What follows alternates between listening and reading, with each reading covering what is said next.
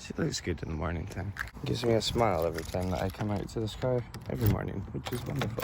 What's happening, guys? Welcome back to the channel. Safe to say, we've got places to be, things to see today. Today is the 16th of April. We are going to the Highlander track and show up in Golspie.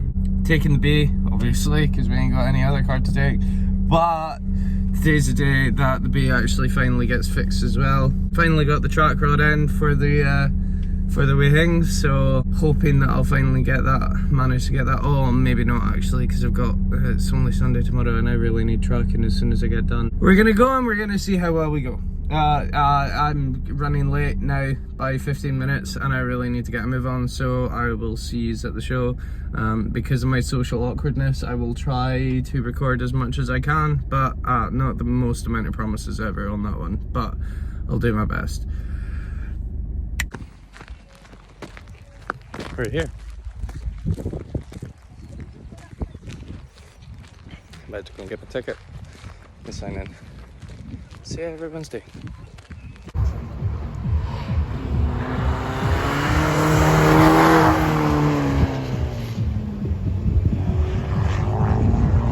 The amount of power.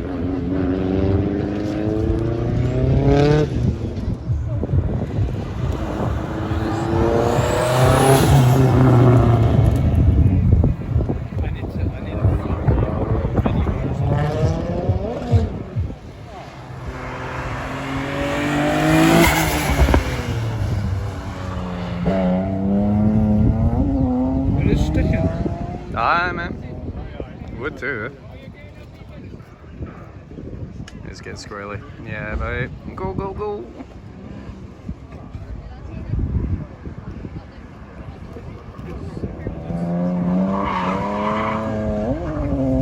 Clutch kicking, man.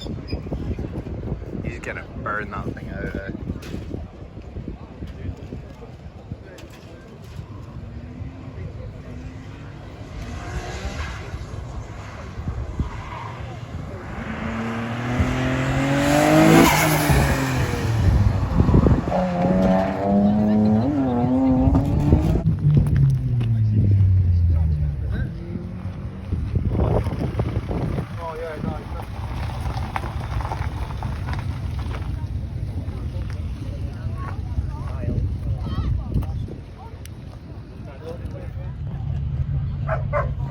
That's just pretty funny, yeah. Paul Walker sticker as well.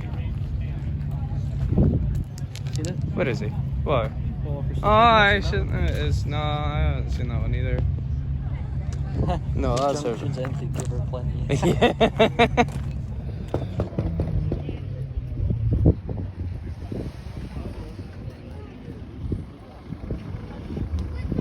And this thing. Check this golf out of the way. Yeah, man. 5-door. Boy says it's a fresh build, so I can only imagine what's underneath it. I know, right? Where it should be.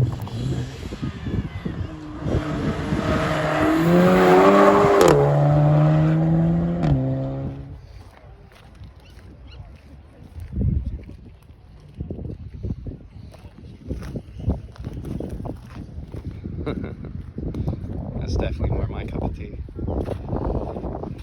And that once upon a time.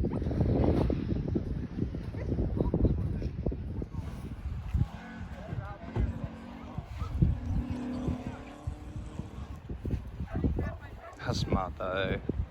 That's just perfect.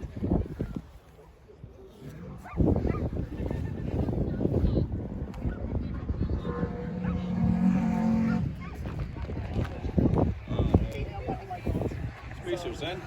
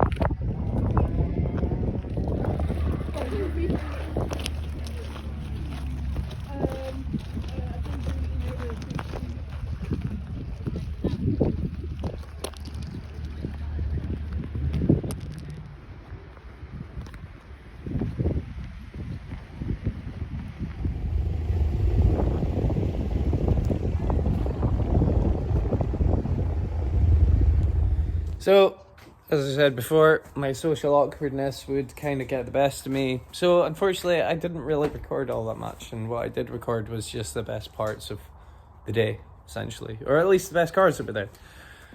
But now that the Highland tracking show is finished, next weekend I will be going off to the Scottish Drift Championship, where they will be doing the first round of competition. So I'm still debating. I probably won't be able to now.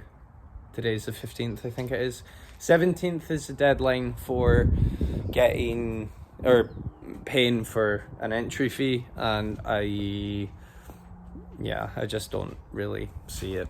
So I will be going down. Unfortunately, the 2.2 won't be seeing the track until May 7th, when we go off to the Northeast Drift event. So looking forward to that. Oh my god, I'm red today. You think I got sun or something? To be fair, it was 19 degrees up in Golspie, which, boss, in comparison to what has been over the last couple of weeks. With the fact that, as I said, I'm not going to the Scottish Drift Championship, or at least competing, I still have plenty of things that I can do around here. And one of those things, well, there's a big hole in my loop, shall we say, with this.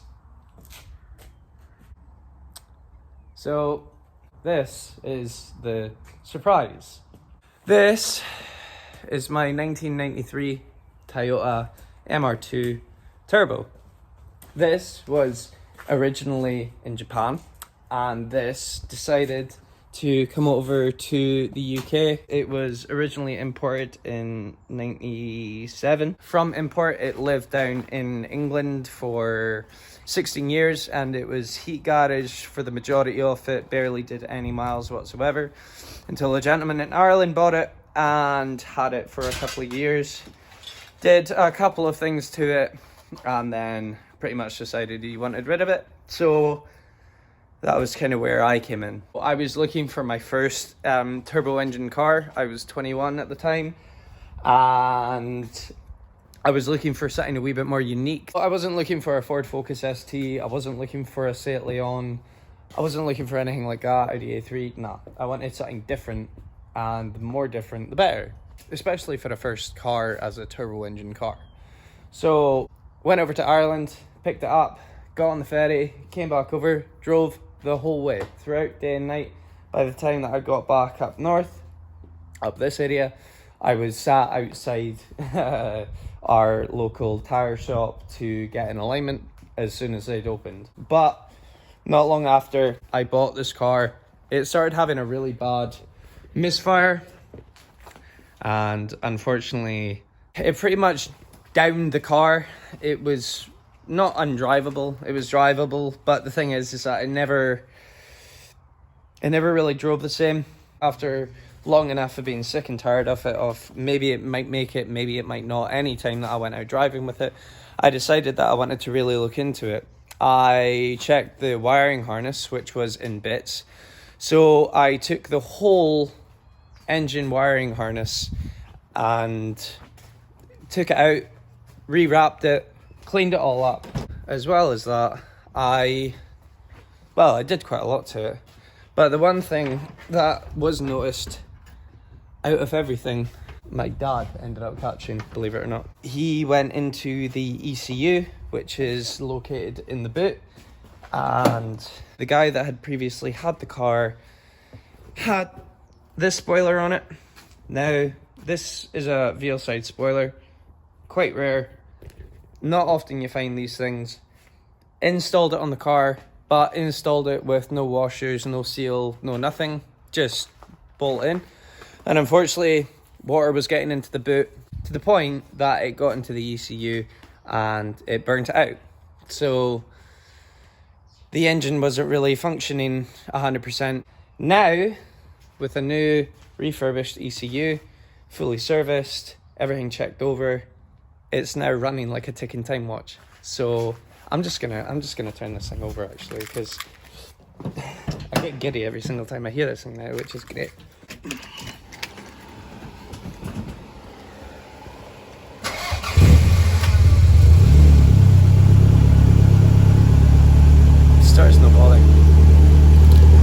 just a wee rev. I'm not gonna. That's all I need.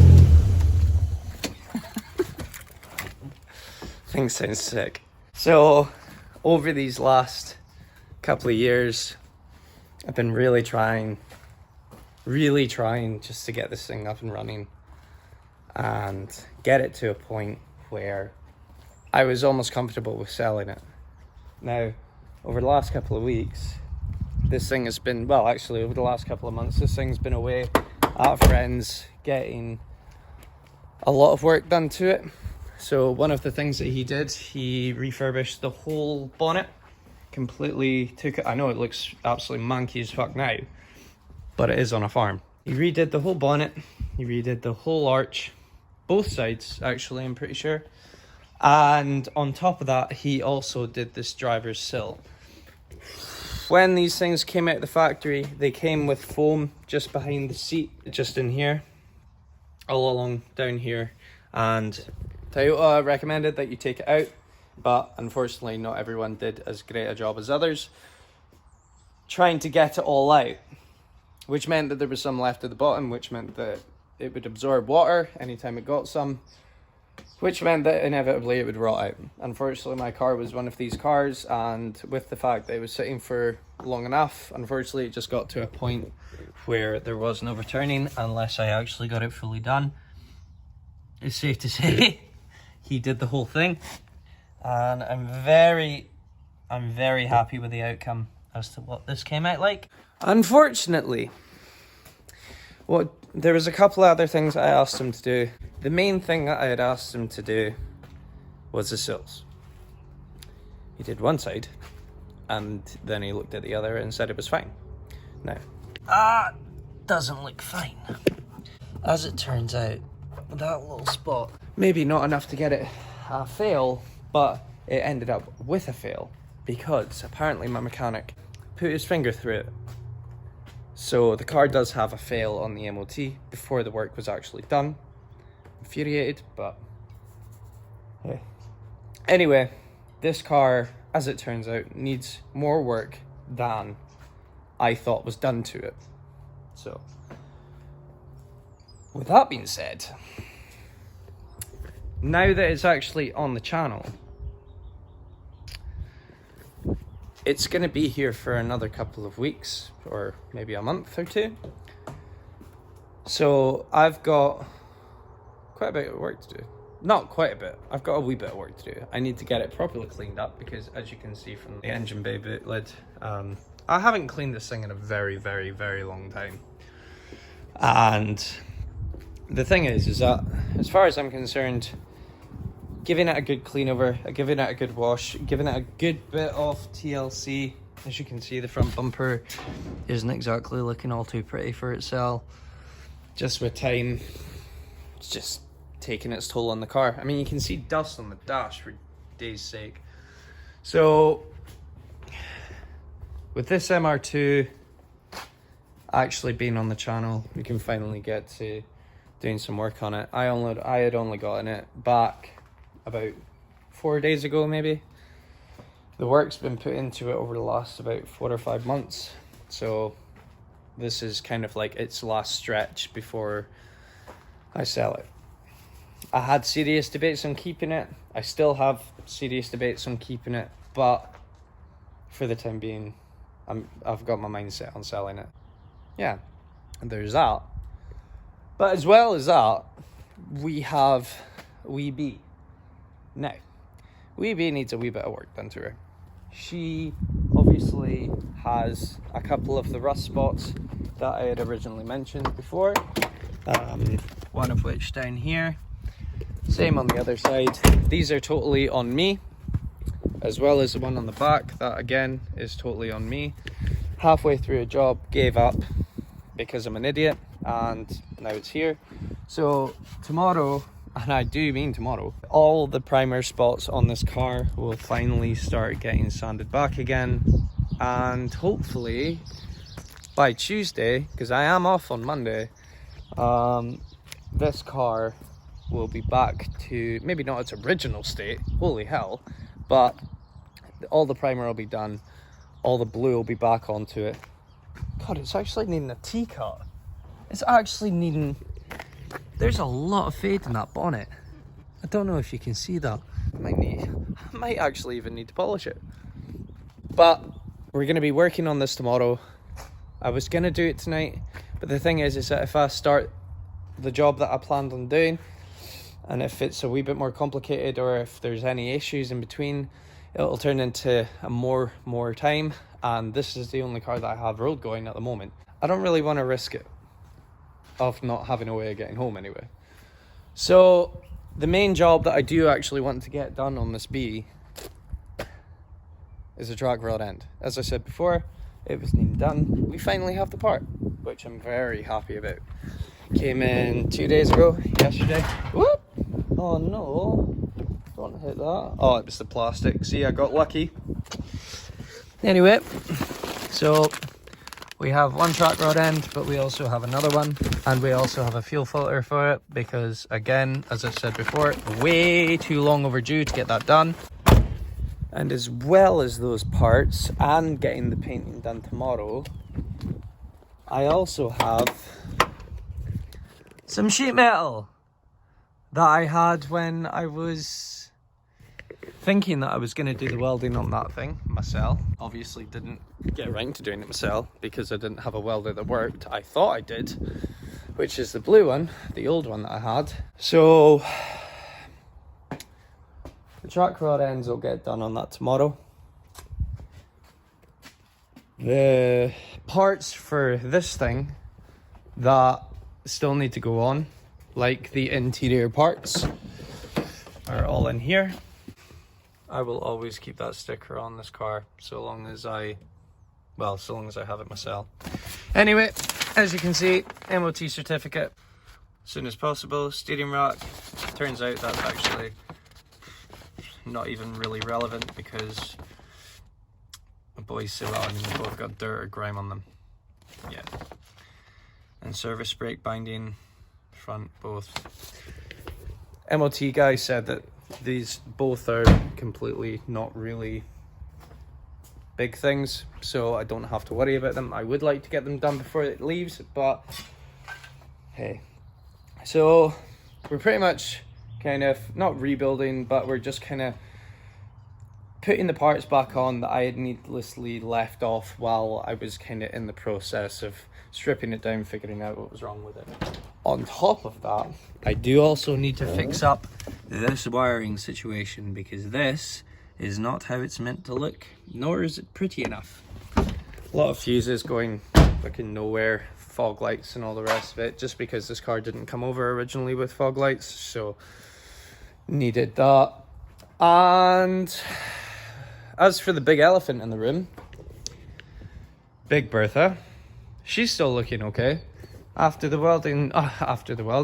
primer job that I'd done before, looking pretty promising, safe to say. I will need a couple more coats of primer and a couple of little bits that I didn't do before, little hidey holes that are here, and obviously getting into cutting that out. And now that I have the welder, and I also have that sheet material that I was going to use for this thing, that is going to be my biggest savior, because the Corsa, I done a rear windscreen wiper delete because it's cool, obviously, but it's covered up with well, nothing. So I'm gonna be making a small circle. So after my phone dying, I decided to double check to make sure that they were the right parts for the Corsa B, the fuel filter and the track rod ends. Can you guess which one wasn't the right one? Obviously the one that I adamantly need. So unfortunately the B isn't getting any new track rod ends until I actually get the new ones. And it's bank holiday, so I'm definitely not getting those up until sometime next week, which is sound. But essentially we're going to carry this video off here tomorrow, because tomorrow's a new day and still needs a bit of work. I'm going to start taking everything out from underneath just to make the job a wee bit easier for myself, because there's a lot of bolts on bolts and all the rest of it. So yeah, we're gonna start this video off tomorrow and see how we go. Really, God, we've got way too many things happening at the moment, safe to say, and that's not including the BMW not being here, or being here, should I say. But aye, we'll kick this video off tomorrow, and yeah, we'll see how we get on. Tomorrow we'll be here after I click me fingers.